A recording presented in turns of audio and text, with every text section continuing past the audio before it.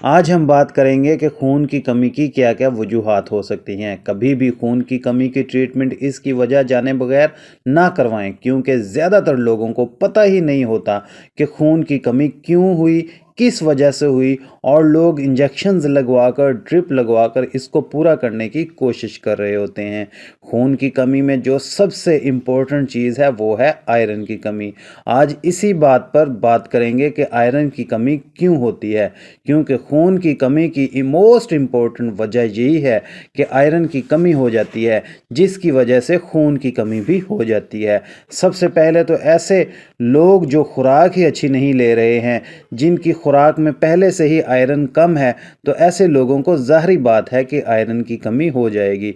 दूसरी वजह यह है कि वो आयरन तो खा रहा होता है, लेकिन आयरन सही तरीके से उसके जिस्म में जज़ब नहीं हो रहा, और मैदे की ऐसी बहुत सी बीमारियां हैं जिनकी वजह से आयरन जिस्म में जज़ब ही नहीं होता, और इस वजह से उनको खून की कमी हो जाती है। तीसरी वजह यह है कि वो आयरन तो सही तरीके से ले रहा होता है, लेकिन कुछ वजूहात की बिना पर आयरन उसकी बॉडी में जज़ब ही नहीं हो रहा।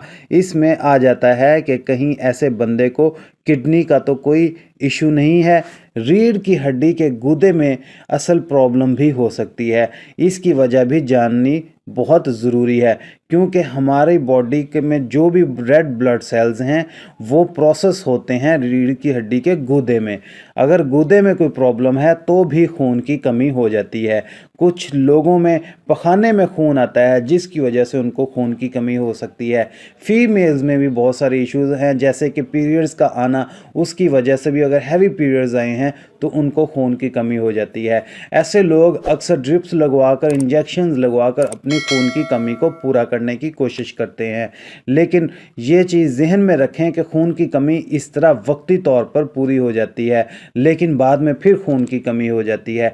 इसलिए इसकी वजह जाने बगैर कभी भी खून की कमी को पूरा करने की कोशिश ना करें। अगर वीडियो के मतलब कोई सवालात हैं तो आप कमेंट सेक्शन में आकर हमसे सवालात पूछ सकते हैं। हम आपके तमाम सवालात के जवाबात ज़रूर देंगे।